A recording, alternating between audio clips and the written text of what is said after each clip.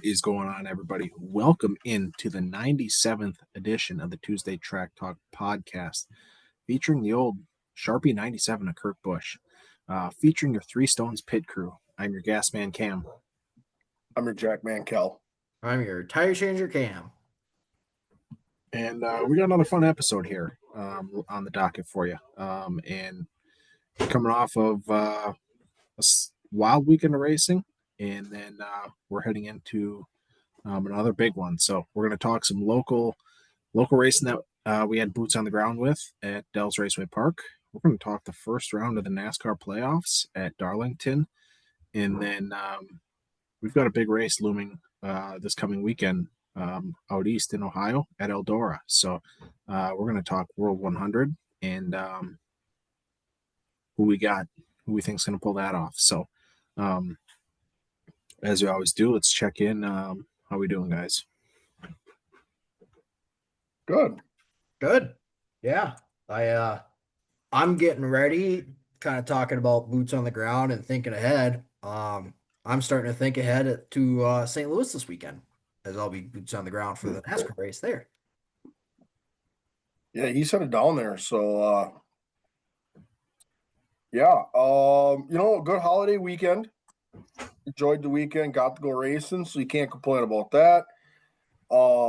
Might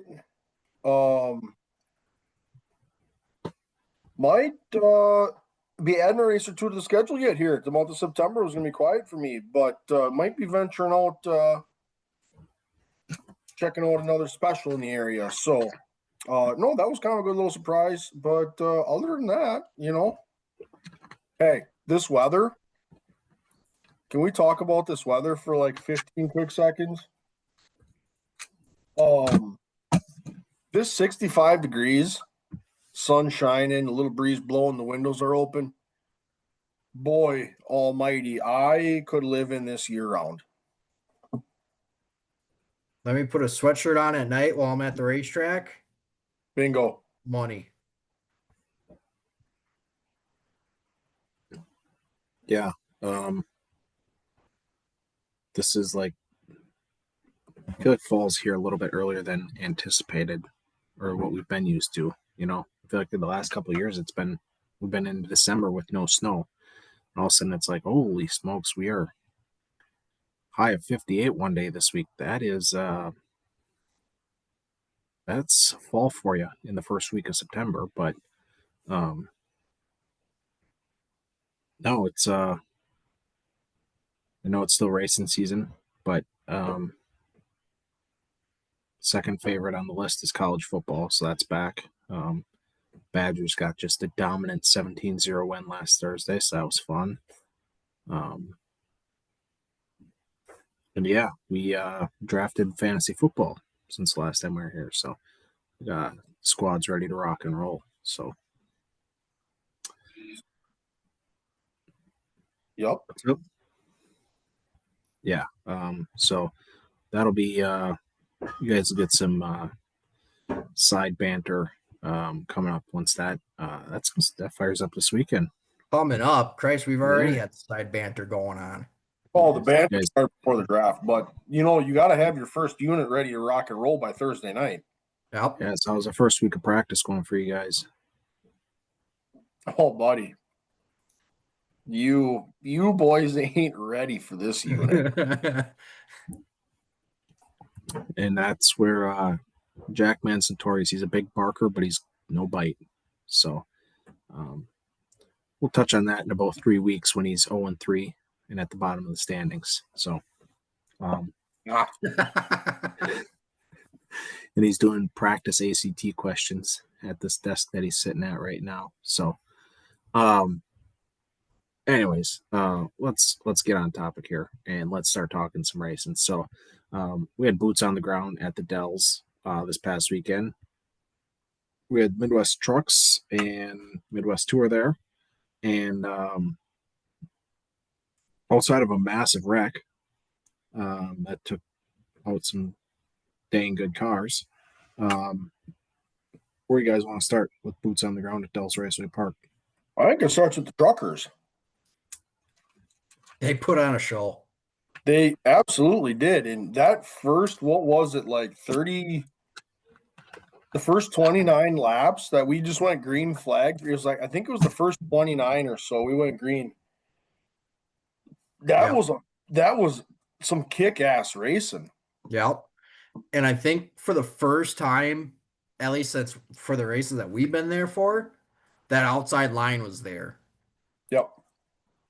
Like You it was there on restarts for a couple of races this year, but yep. as you got in a run, that outside line was there. Yeah, and you could use it to pass. So it wasn't just the bottom. Now, you couldn't spend the whole race out there, Yep. but you could go 6, 8, 10 laps ish out there, and be able to get the top line to go, especially on restarts. If you had the control car and the guy on the pin on the top, and you could get him to go, you were going to be able to gain some spots on the top on restarts. And I think that's awesome for racing because that makes the choose. Yep. And what helped this as well is that we had a race inside of a race where we had the summer shootout going on, final round of that. You had your top two guys who have been the guys all year, and Grant Griesbach and Brandon Reichenberger up there. I mean, Reichenberger started what, two rows behind I on think you that start inside? right behind him, I think. Either way, I mean, like right there Yeah. as they got the race going, they were right beside each other. Reichenberger got around him for a little while. So you had essentially the race inside a race for a cool grand. Well, yeah. I mean, it was awesome because you're even keeping track of what guys are doing in heat races. They're racing for points in heat races. And they're just going, all right, who's in the first heat race or who races ahead of them? All right, we got to stay and see what they do. So those guys were just around each other the entire race as well. So I don't know. I thought they put on a hell of a show. There was, you got that caution with 20. It was like 20 to go, I think. In that 50 lap feature, and we had a few, but once we got racing again, man, we finished the race on a good run too. Yep. So, it was just there was a couple spots that we just had guys kind of get together, but for the most part, like I give that race a good solid A. Oh, big time. Big time. So, I Um, don't know, hell of a race. you were talking about point standings. So it's pretty much a Griesbach and Reichenberger show Yeah, as we're sitting in points. And as we're 11 races through right now, we are separated by 4 points. going into the feature, they were 1 point different. Yep. I mean, what more can you ask for? I mean, last year it came down to the last race. Oh, damn near a position for Reichenberger to gain in order to get that championship, and it's damn near going to come down to that again. Yep. So, trucks are putting on a show.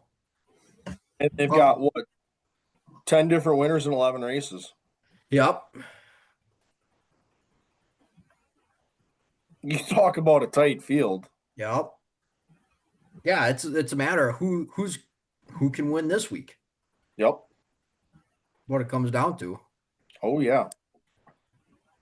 So no, hell yeah. I mean, let's be honest. It's the Midwest Truck Series doing Midwest truck things. Oh, absolutely. Like, And like we talked to Drew, and he was super confident in the season and the drivers that these got to, and it's showing, in all honesty. absolutely. And at Damn the end sure. of the day, when he could sit in the chair at the trailer and knowing, yep, we're doing exactly what the series was meant to do, that makes Yep. those days a whole lot easier. Absolutely it does. So yeah, no. Big race for them. Moyer ends up winning that race. Aaron Moyer. So first win of the year, kind of a part-timer, racing a few here and there. But he finally breaks through and ends up in Victory Lane with the Truck Series. I feel sorry for that motor because he just about burned down that motor.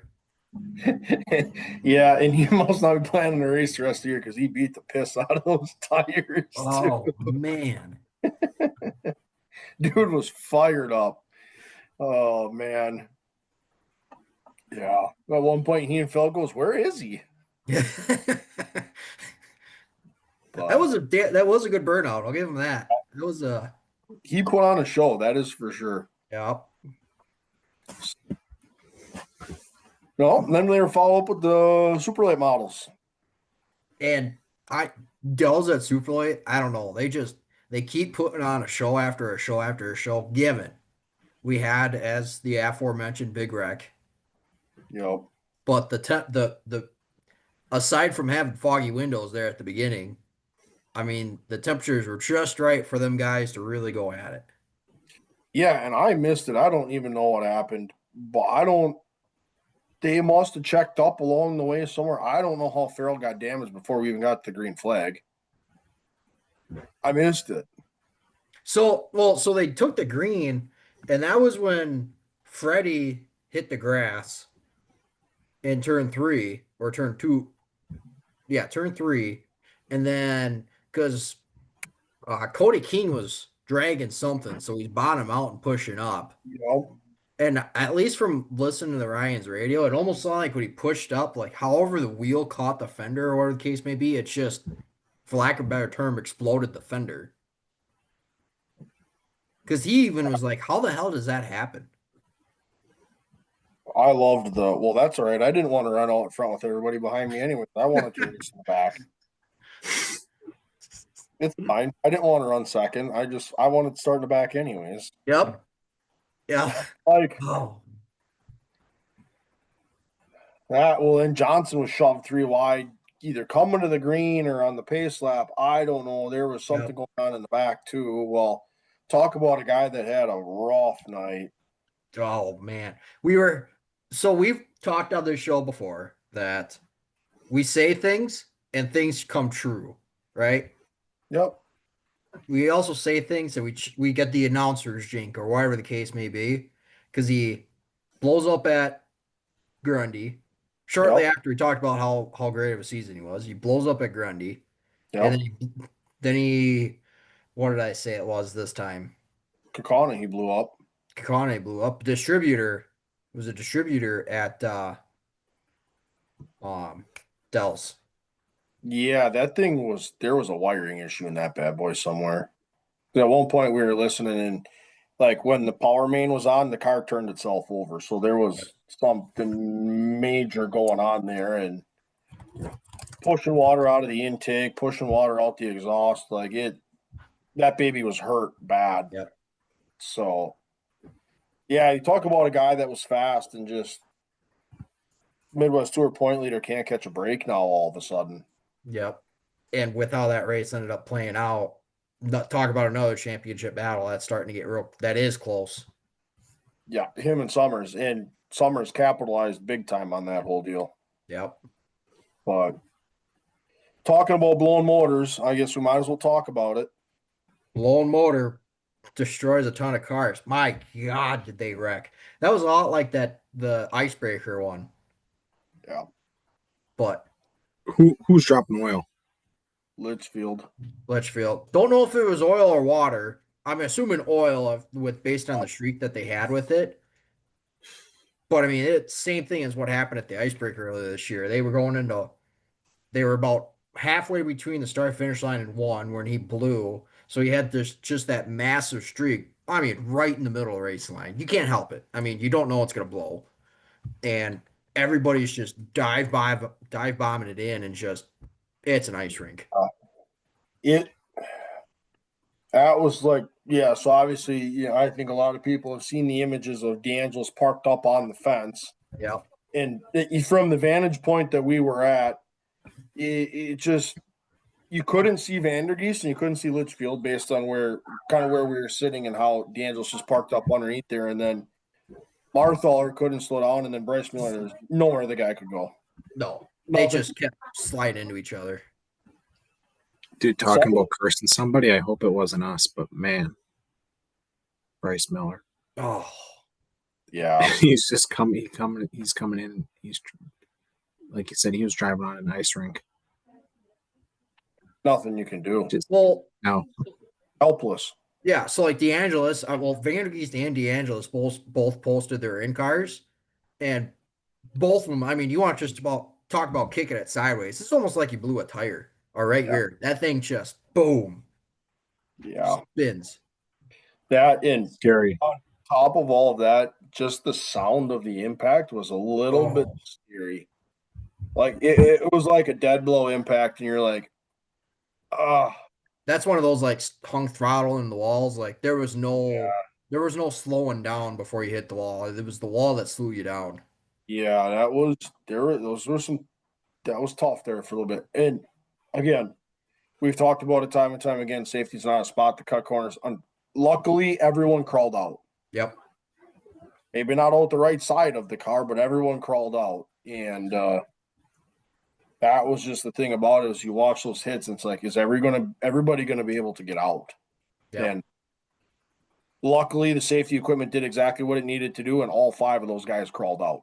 Yep. A guy that we keep forgetting about that did catch a piece of it as well was Haver.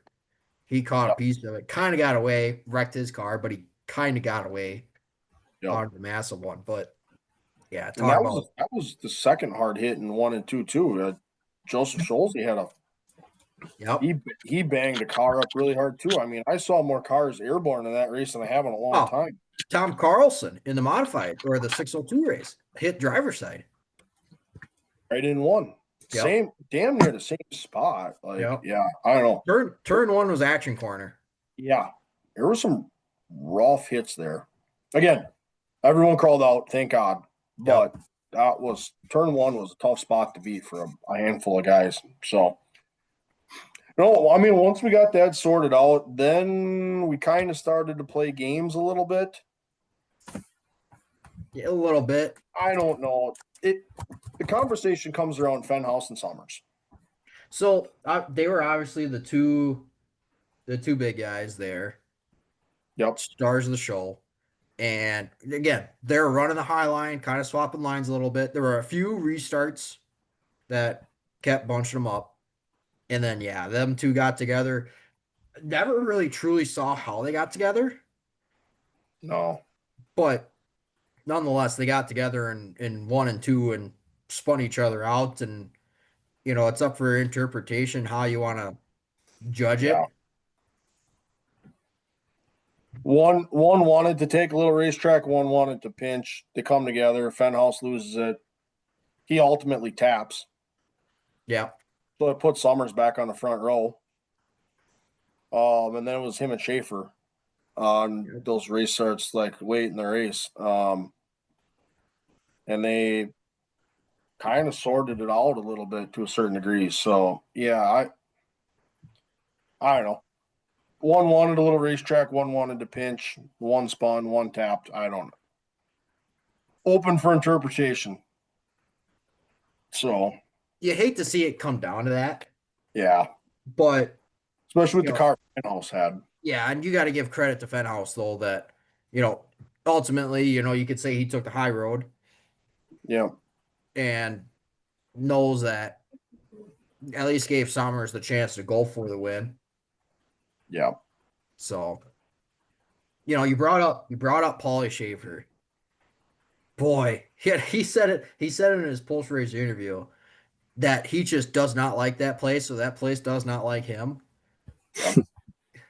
Because he started in the way back, but he worked his way through.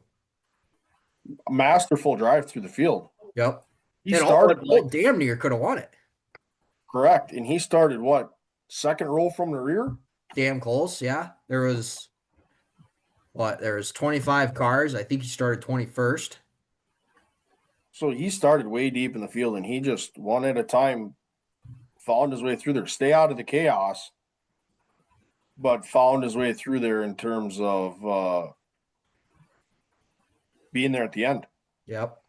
So, yeah, I don't know. Good race. I mean, when we were racing, it was good. It just, man, we kind of had a few instances that we just hurt some race cars pretty hard. one of the more eventful solder classics in its brief history that I think we're gonna have. But you know what? And like I said, the Dells don't know what it is, but they just can puts on a show in some way, shape, or form. Always does. Always does. So, no, I mean, all in all, good, eventful. I mean, I give it a B. Yep. I give it a B.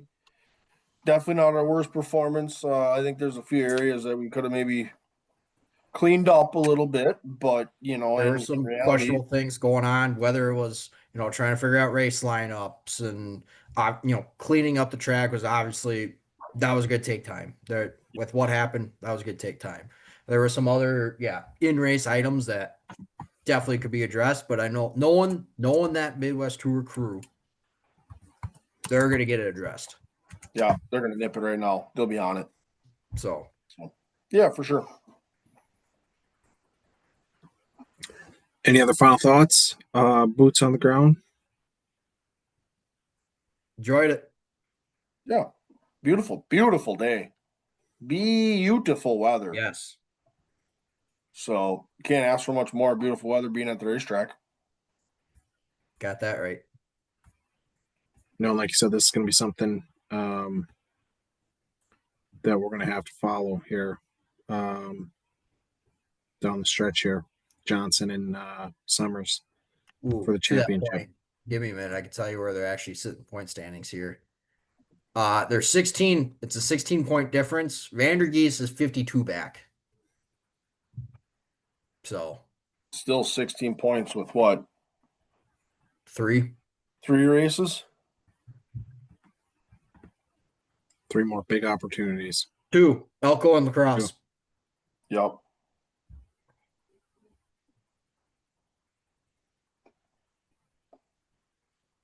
Time to give the car a second look. Yeah, Johnson's looking for a motor. The motor woes got him now for some reason. Some guys had him, and now he's got that bug. Can't make that first full-time season back any easy. Yeah, no kidding. Cool.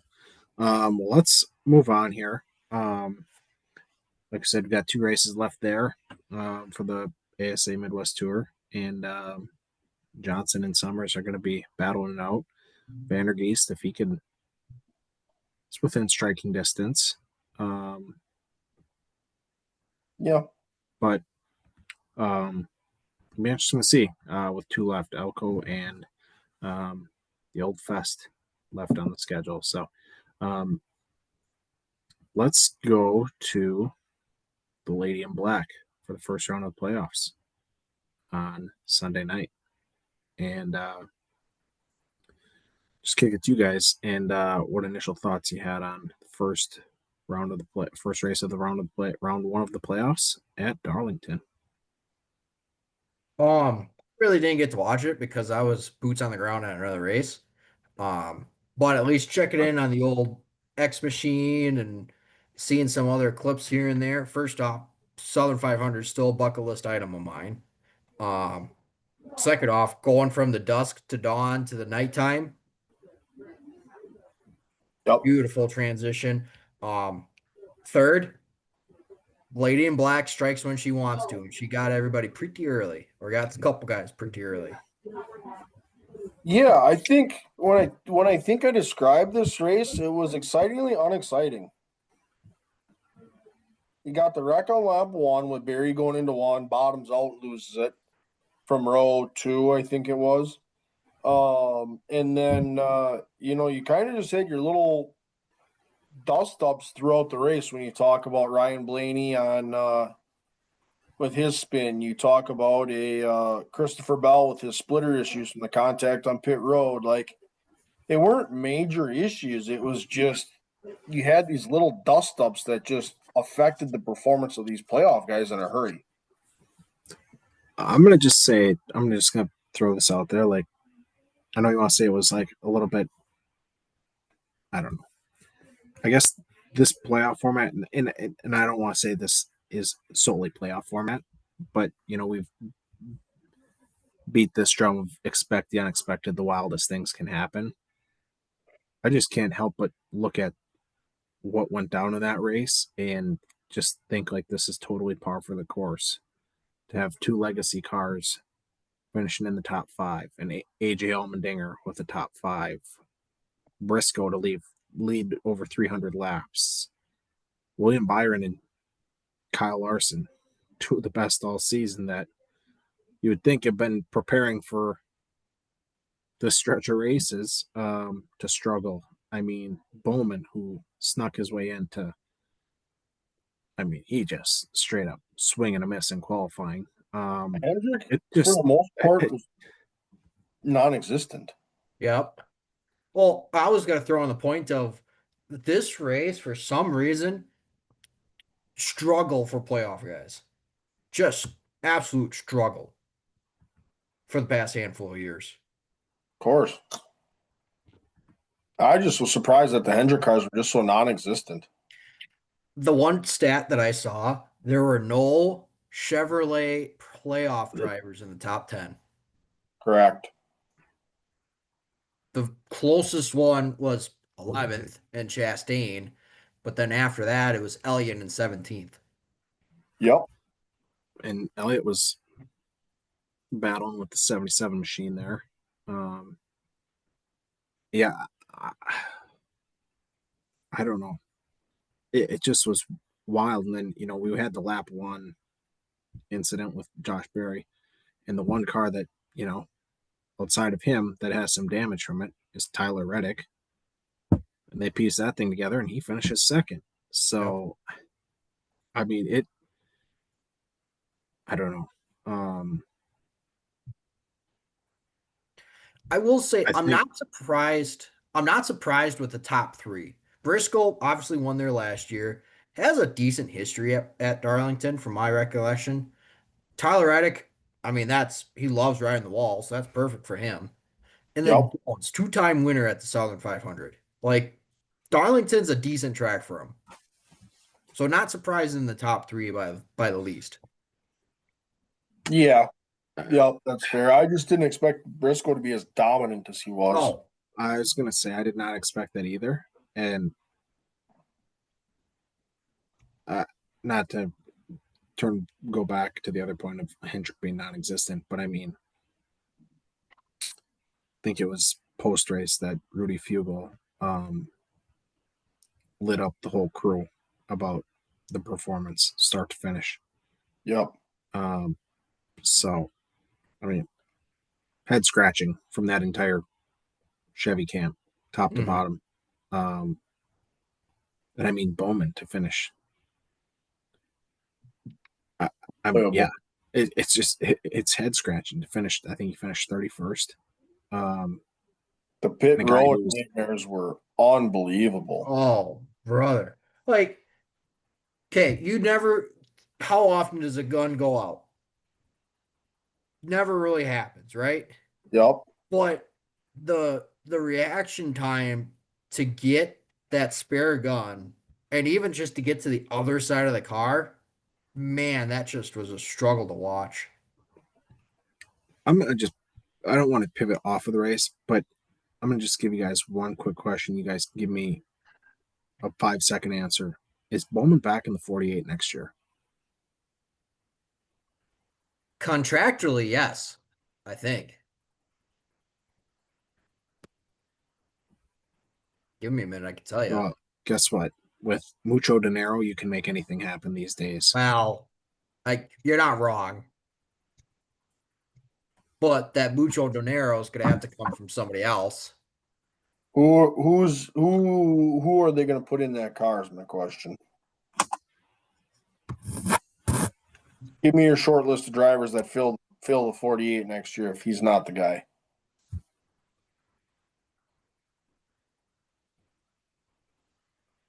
Hold Gross. on, I mean, again, I just say contractually, if I even say that right, he is in the car next year. But if I have to pick Contractually. anybody, man,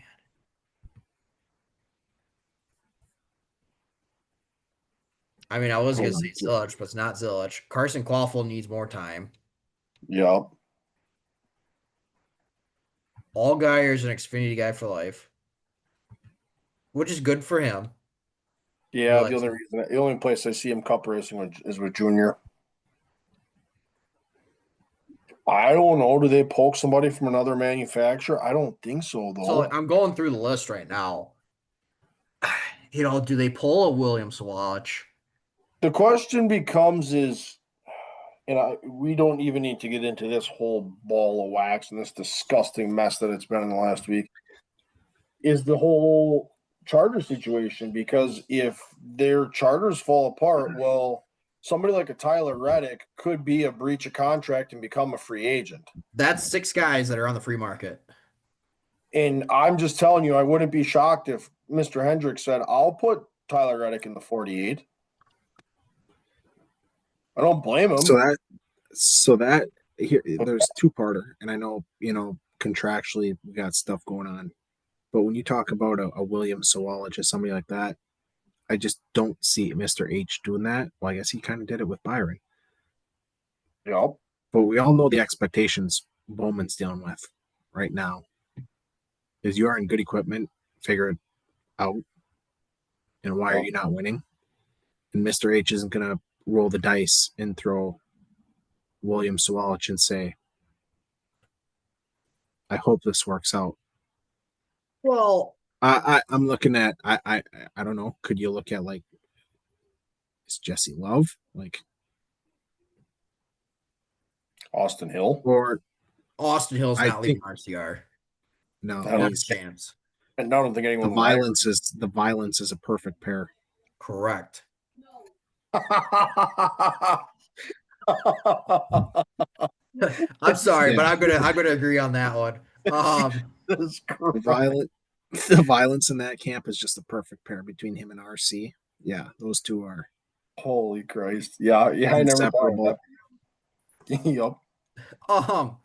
Like the other thing, and I'm gonna play a devil's advocate here for Bowman. I mean, hold on. I mean, could you poach?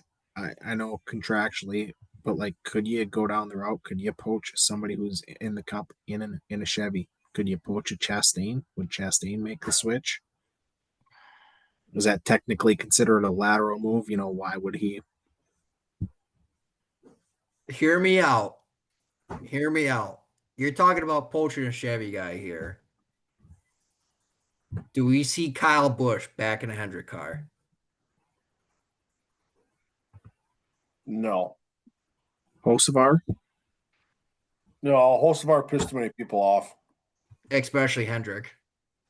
Did you see him in the 9 this weekend? Yeah, that ain't gonna happen. Justin Haley. There's rumors around what Spire is doing, and a few names that got tossed around included Daniel Suarez. Yeah. So I'm trying to look something up here. I'm trying to play devil's advocate for old Willie or for Bowman here. Okay, so this doesn't necessarily help my argument, but Elliott did have a year where he didn't win a race, and he's only won 2 races in 3 years, right? That's it? 2 races in 3 years. He won 1 race in 24, and he won 0 in 23. Oh boy. Scott, top it off, guys. So again, but we're having a completely different conversation with Elliott because it's Elliott versus Bowman. Yup. Like, and that's NASCAR's most popular driver. You're not wrong. You're not wrong. Give me a break. Where's the double standard? I'm just throwing that out there. Well, no, you're correct. I don't know. Yeah, I guess I don't know. I feel like we've got it ticking. This continues to get brought up year after year after year with Bowman, and I don't know. Maybe not. Maybe he, contractually he's in it for another year, so maybe they'd let him ride it out. Because I mean, honestly, Mr. H could be looking at it and saying like, yeah, he's underperforming, but this might be the best option I got. And it sets my my minor league teams, i.e. junior or sports, up to have guys for another year. Let them Yep. develop before I bring them up. Whoever that may be. Yep. And then you get to open up the ball of wax of this lawsuit thing. Yep. You mean you don't want to think that way, but if they do rule that these teams aren't chartered, so you're looking at front row and all of 2311, like If you're not putting your toes in the water in that whole situation, you're already behind. bingo. The second Because that comes out, there's going to be a breach of contract filed, and those guys are going to go sayonara because we can't afford to do this. Don't blame them for a whopping second either. I don't know. I don't know. You could have a conversation on a few other rides too. Yep. well, let's ride out the playoffs, no pun intended, and then as we always do, we'll get the off-season recap, and I think probably the week after the season finishes, that'll be a good time for us to start calling for people's heads and jobs. So, Yep. that's probably what you can expect. Hey, did you and all the knowledge we have? Did you pick your final four yet? Oh yeah, I did. Hey, we need to enter those in anyways. So, Yep. All right. Oh, are you asking like on the app what my final four was, or just what is your final four? Yeah. 'Cause we Who are your gotta- final four? well, let me scratch my brain here a little bit and go back to my Yeah, because we gotta bracket. do that anyways. Well, while you're looking, I guess we can do ours. So, Kellen, what was your final four? A lot of B's in this grouping here. Okay. Blaney, Yep. Bell, Yep. Byron, Yep. 22 of Joey Logano. Yep. So looking at last year's, the only one that you had different was Reddick. You switched for Bell. Yep. Did you pick a champ? Yeah, let me log into the app quick. Okay. While you're doing that, I'll rattle off mine here. So Yep. I went Larson, Byron, Blaney, and Bell, which Let me find that. I swapped Reddick for Larson and Blaney for Logano. Or sorry, Logano for Blaney. And I took Byron as my champion this year.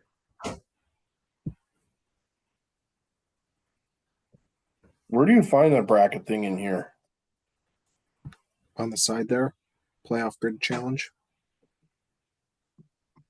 What do you mean on the side there? I screenshotted them so I can find them. Yeah, I got it. Now I do. So, hold on. Do we get to repick as this goes? Shouldn't. Should have locked. Because you see, look, it says locked. Scores September 13th, 2025. What does that mean? And then you go to the next round. Locked. Scores October 5th, 2025. What does that mean? No, it should be locked. It's just that's when the stuff is. Yeah, they're all locked already. All right. Well, do you I'll want to give hear you my my final champ. four? Yeah, fire away. Then I'll give you my champ. I went a lot of B's in this group.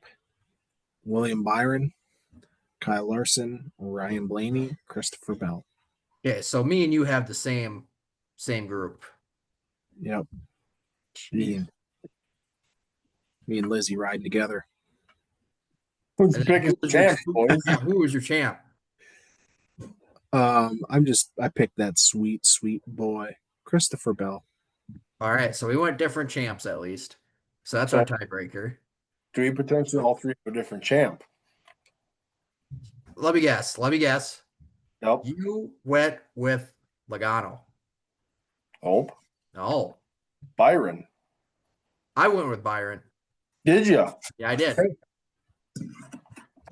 So you and I are riding the 24 train till the bitter end. Yep. Good start for him. Good start for him on the playoff run there on the Schneid. It's all right. Ask Logano. It only takes one each round.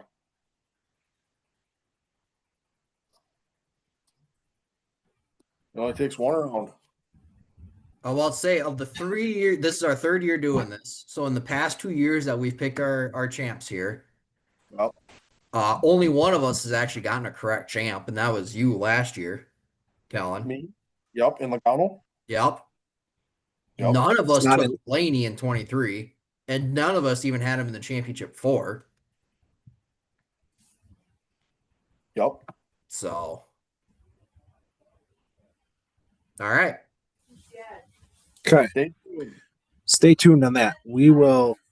This is going to be I think we'll keep checking in on this. I did put Bowman through the first round, so Yikes. come on, the showman, figure it out. One final thought on, or one question I want to pose to you guys, because again, you guys got to watch it more than I did.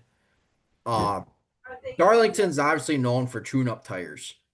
Was that much of a factor Yeah. from what you noticed? Yeah. Yeah, guys kind of running 5-6 laps longer. You guys short pitting. There was tire games going on. Didn't soak them, but there was definitely some tire games going on. Yep. I will say also, kudos to RFK in their social media games that they do, and whoever their social media person is, because it's just fantastic. They put a video out there of, I'm going to assume it's one of the crew chiefs, asking, hey, their tire guy, hey, how was the tires? And he kind of stands up, and then he looks at one of the crew guys who's just bald. And the guy goes, what? That's funny. Just like, yeah. Great content. Love it. For sure. So yeah, ultimately, Chase Briscoe took the field to school, and he gets the win. Tyler Reddick somehow recovered from that damage on lap 1, corner 1, with Barry spinning. Eric Jones, John Hunter Nemechek, AJ Allmendinger, Bubba Wallace, Denny Hamlin, Kyle Busch, Carson Hosvar, Chris Buescher round out your top 10. So, yeah, I guess we just keep beating this drum. If we just, expect the unexpected. If you would have had me put 2 legacy cars and a colleague car in the top 5 at that, I would have said you are absolutely crazy. So, One Ford in the top 10 too. Yep. So, yeah, it's going to get interesting, and I'm excited for Worldwide Technology this week. This another unique track. We'll have boots on the ground as well. So, looking forward to that. Any other final thoughts on Darlington? No, Darlington needs to be in the playoffs though. Yep. And it's a good first race. Yep. Tone setter. Yep. You guys want to touch briefly on USAC at Angell Park or no? See, I was Or the one that was keep boots going. on the ground for that one. You got any quick hitters for us or no? Just Angel Park is so good for midget racing. Like that track is set up for them perfectly. My first chance to actually get to see the USAC guys in action. The Badger midgets did outnumber the USAC guys. They had 33 Badger midgets to USAC's 24. But man, those things again, talk about cars that are just a lot faster in person than what they show on TV. So just awesome race, cool track. Kellen, they had your Redneck Sunday there. Hell yeah. No, Gavin Miller pretty much dominated that race. 3 and 4 mainly 4 got a hell of a cushion on it that then guys were riding. Some went over and it was a rough ride if they did. 1 and 2 was pretty flat though, kind of spread out. So definitely a unique track. No, great time. Fireman's Nationals for that one. Really enjoyed it while I was down there. Don't know if I'll go next year. Obviously, with that being the Sunday of Labor Day, Darlington runs the same night, so always like to go to that. But definitely enjoyed it. Want to see more USAC midget races or even Extreme Outlaw midget races if I can. Good time. Solid. Okay. Let's keep rolling. Let's get into some news here for the week. Again, this slaps us in the face every week, and so we got to get better at our production. What color are we taking here? I'm white. I'm blue. I'm orange. All right. Kind of short news week for us here. So, first one, Colleague Racing brings Daniel Hemrick back to the Xfinity Series to drive the 11 at Worldwide Technology Raceway this coming weekend. Little reunion here, and then the Colleague head spinning moves just continue. But we've got a reunion here with Hemrick coming back to Colleague in the Xfinity Series.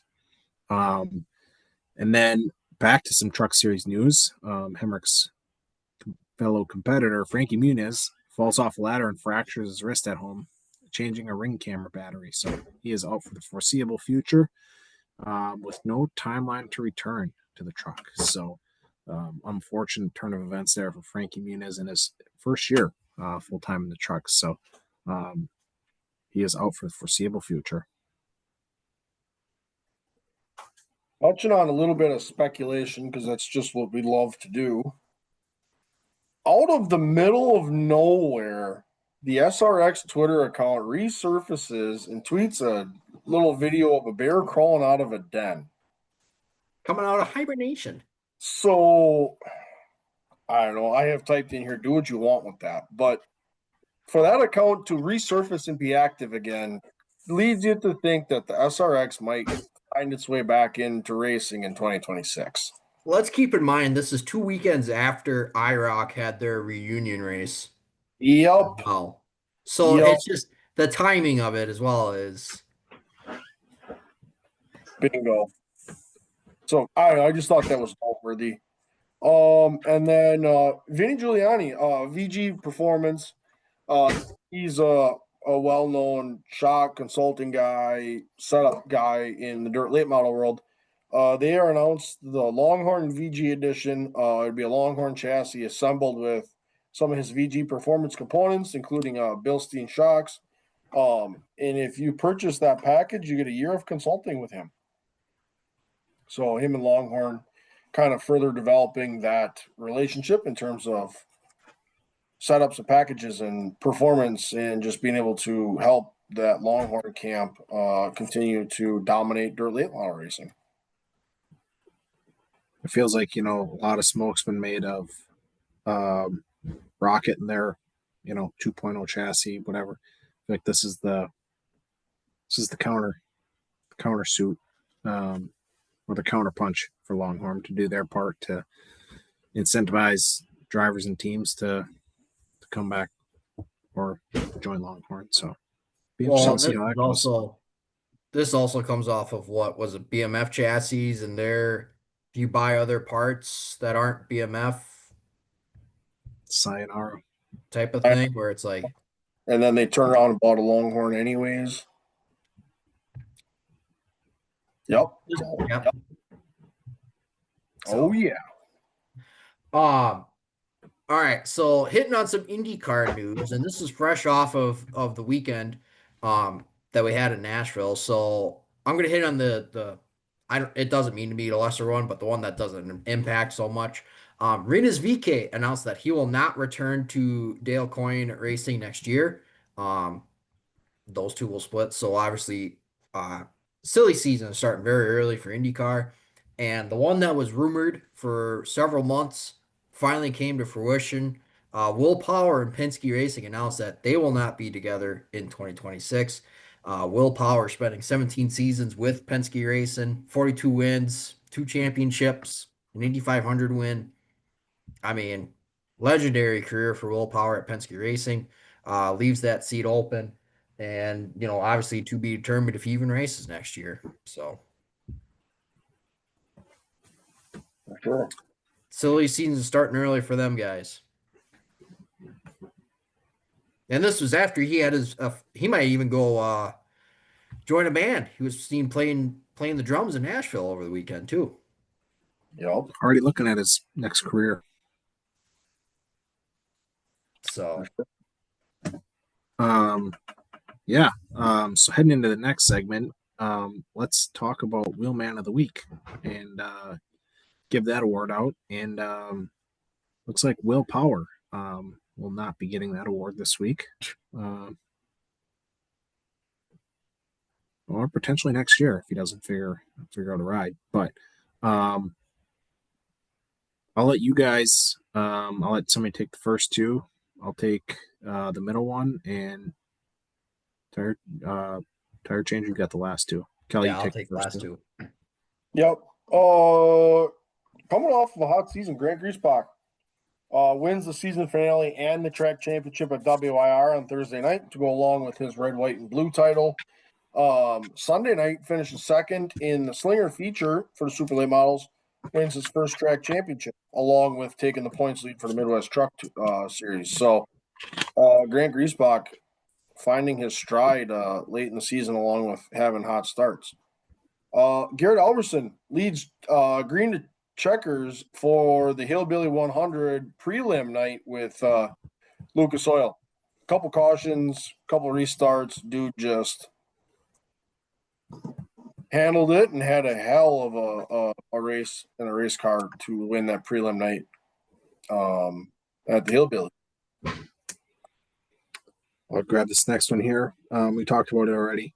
Chase Briscoe takes the cup, the class to field, or the field to class, leading all 309 laps of 367 on Sunday night for the Southern 500.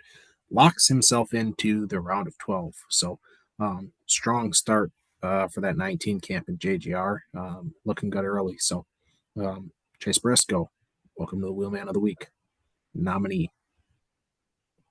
Rico Abreu sweeps the weekend at Skagit. And he also takes the points lead for the high limit series. First driver to sweep a 3-day weekend since 2003 when Danny Lazoski did a Calistoga, I believe is how you pronounce it.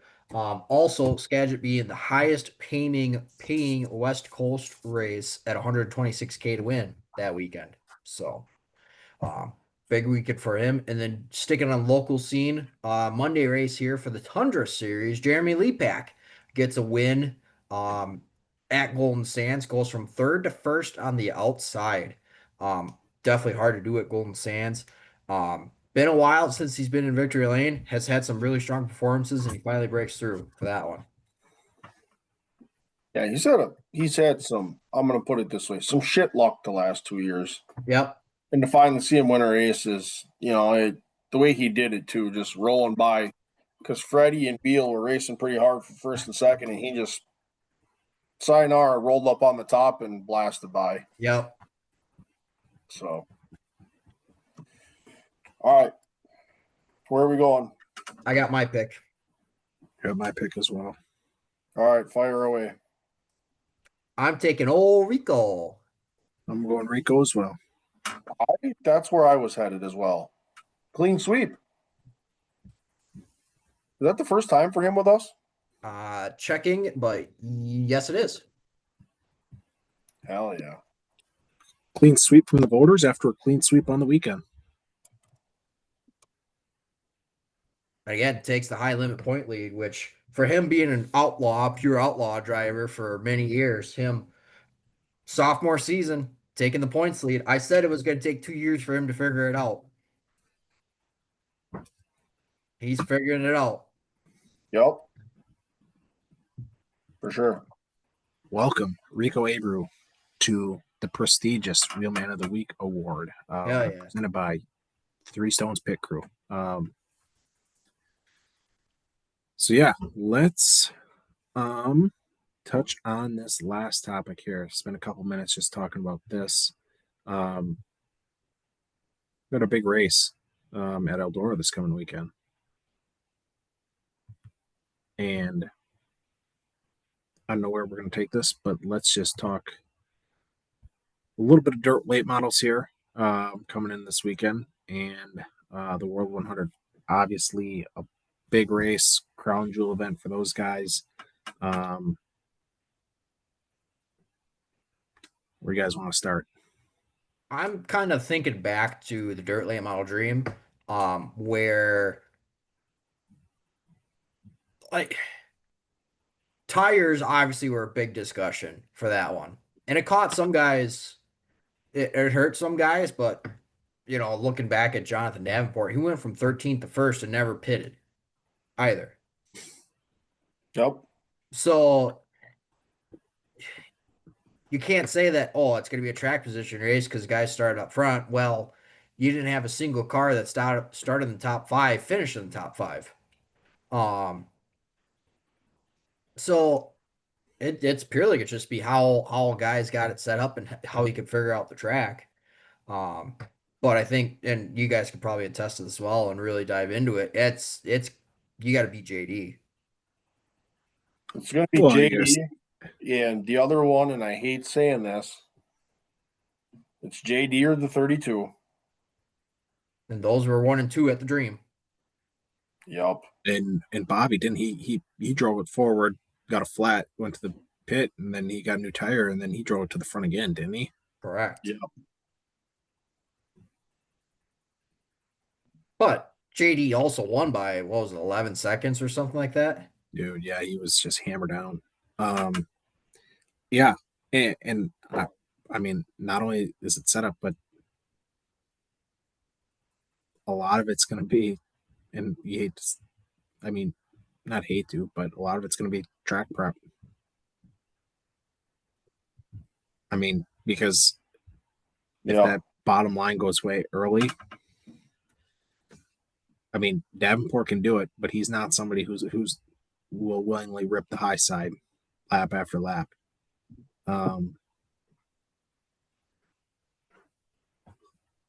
Plays right into the old 32's hands.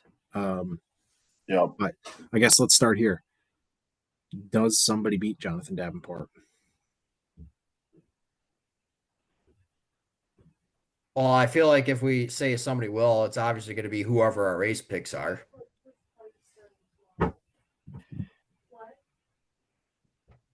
I think it's a very select few guys that can do it, my opinion.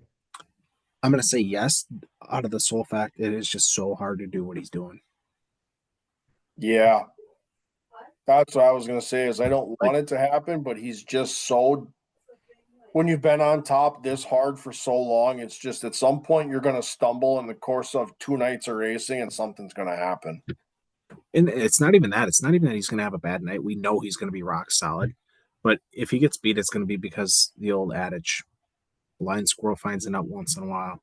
Yeah. And somebody's going to say, let's just throw something at it because we've got to beat the 49 if we're going to do it. And they're going to throw something at it and it's going to hit. Yeah. But like you said, I just think he's been, I mean, like you said, if he could, or there's one interview, if he could buy some real estate from Tony, he would. That place is a second home. And to do what he's done the last couple of years is, oh yeah, he's put himself in for that. Yeah, he's put himself in rare company. And I just, like you said, do I want it to happen? Absolutely not. But to do what he's doing is just, it's hard as shit to do. Tough, yeah. Yeah, I don't know. I think it's gonna come down to a race of tires again. I just got that feeling being a 100 lapper. I just think there's gonna be some tire issues somewhere. It's gonna be who can manage them and or who is just gonna burn their shit up, put a new one on, and then just try to run through the field again. That I think is gonna be your 2 processes of how this is gonna happen. This is also banking on a caution, which a caution is gonna happen, right? There's no doubt about it. It's all going to be a matter of when those cautions fall and if you're willing to take that chance. Because the other thing, too, is you can't just go out and change tires either. You got to have a flat in order to do it. Yep, you absolutely do. So, I don't know. That's my gut feeling on it. But and what this race typically does, too, well, I shouldn't say this race, but any race at Eldora, there's always some guy, that underdog, that comes into play.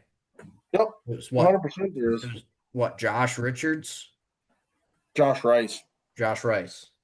Yep. Josh Rice for the Dream. Yep. Yeah, I don't know. I'm excited to see. Let's look at how many do they have on the entry list? They have 90. I just looked at it. it's a lot of super late models racing for what 24 spots. Yeah.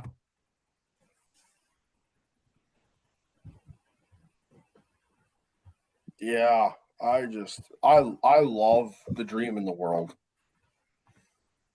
I just love those two events. So Bucket list items. big time. Oh, You know, absolutely. another guy you can never count out is Dale McDowell. Yep. Finished 6th in the dream. You can never count him out at Eldora. Davenport, yep. Somebody that's kind of sneaky good there. Probably even two guys, I think I would say. Mailman. Hudson O'Neill has kind of found his stride of late. The other one I wouldn't be afraid to mention is Devin Moran. The old mailman. Yep. I don't. Well, you're I tossing like around. You're tossing around some names. You're finding consistency, or you're saying that's fine their stride. You wouldn't count them out. Let's get into some race picks. Yep. Okay. Was it So You get, if we're doing our old snake draft here, the way that I got it set up is Cal would be the first for the World 100. Oh, perfect. I'm in dire need of If a that's pick. if that's what we're going with. So Or are we randomizing this? how'd you get that? I had Gateway originally here, and I went in, our typical order as we would for the NASCAR picks. Yep. And because you had the shit week for NASCAR, you got to pick first for Gateway, and just Okay. have the World 100 afterwards. You were last for the 100. Yep. Go ahead. Let's rock and roll. So then you get to take two. You get to take two guys. So I get the first and last pick for the Oh, world. so you're even doing 2 picks for the 100. Yeah, might as well. So we're gonna have 3 picks in total this week. Yep. Yep. Okay. I mean, come on. No, that's fine. This is like no. I'm talking about my draft pick. I mean, don't even have to think. Wow. Yeah, this is Type it in there. Davenport. Give me JD all I'm day. good. All right. Ooh, this is where we get dicey. He's thinking. I know who I want to take. I knew who Cam's going to take if I don't take him. Yeah, I think your cans are kind of tied. He's going to take one or the other here. Fat chance. You know what? I have to go for the low hanging fruit, unfortunately. You gotta take Pierce. I got to take Pierce. Yeah, see, let's make this guy work a little adversity here. Cam gets 2 picks here. Yeah, he's got back to back. So he's got Brandon Shepard. That was your first pick? That was his first one. Chappie? Yep. He's somebody you can never count out either. I mean, And- yeah, true, but And then I'm between 2 on the other, and I've got my second pick typed in if you don't take him. let me just give this one.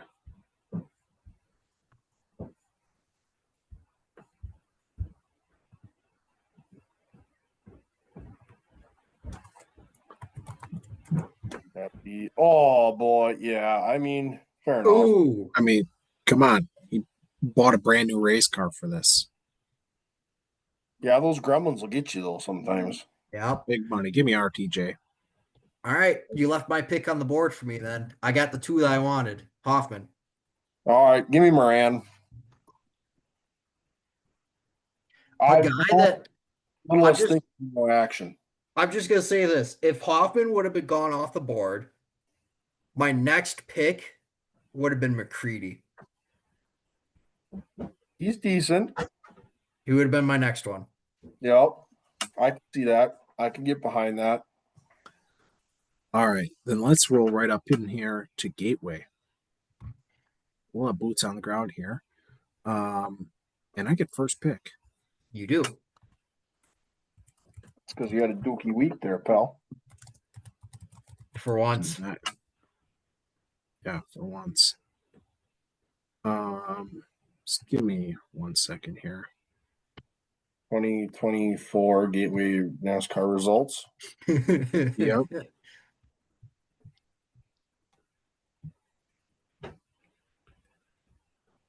Okay.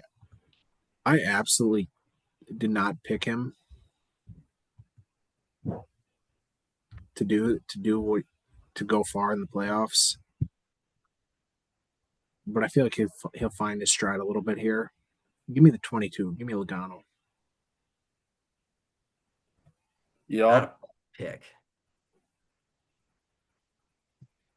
I want to stay away from. I love Blaney, but he did me well for 2 weeks up there, back-to-back weeks. But that is just.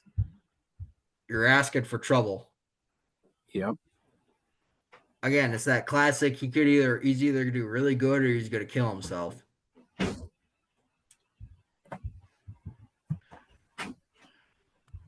That's what I'm looking for. Guys, this race was a disaster last year. Correct. They also ran it in June. Correct.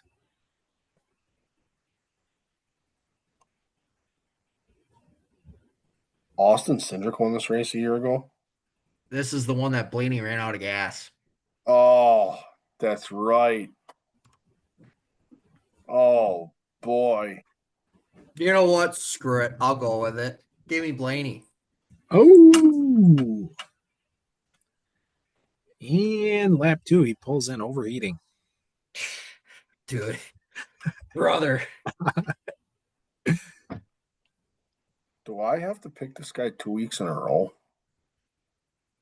Do it. Fuck.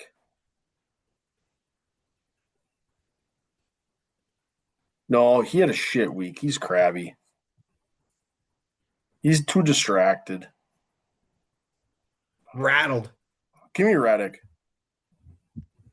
Whoa. That's a little bit out of left field. Yeah, Denny's too busy right now. Denny's too busy in the courts. I thought you were going to go with a different Toyota driver. Bell. No. Nope. Okay. Let's really quick. We touched on the world. Let's kind of scramble through a couple of races here that are coming up. I'll just rattle off a few that, dirt late model racing's pretty much covered for the week. Yep. High Limit heads to Port Royal on the 4th. All-Star Circuit of Champs are in action. ASA Southern Super Series heads to Cordell. Speedfest race number 2. IRA Sprint Cars are at Cedar Lake. USAC Amsoil Sprint Cars are at Tri-City. World of Outlaw Sprint Cars head to Vado. Extreme Outlaw Midgets are at Doe Run. ASA Southern Super Series has a doubleheader racing again at Superfest at Cordell. Cars Tour West gets going at Orange Show Speedway. Xfinity Series for the first time in 15 years joins the Cup Series at Worldwide Tech. Obviously, we've mentioned the 55th running of the World 100. The Extreme Outlaw Midgets on the 6th are headed to Highland, Formula One, and Italy. And then the Cup Series at Worldwide Tech. So that's kind of the races we have for the most part on our schedule for the week. Kind of a quiet week. Yeah. Any other final thoughts? Yeah. So we haven't done one of these in a while. Yeah. And I was looking at this the other day and I got thrown off a little bit because I didn't see the old playoff rankings for the league. Yeah, I figured you wanted to talk about this because you can. So that's just you only want to we're talk sticking about with- it when you only want to talk about it when you're leading. So Oh, correct. Yeah, for sure. We haven't mentioned it in a while though. So there's no playoffs or what? I don't think so. Oh, Jesus. It's Just resets your overall. usage. Well, it resets your usage.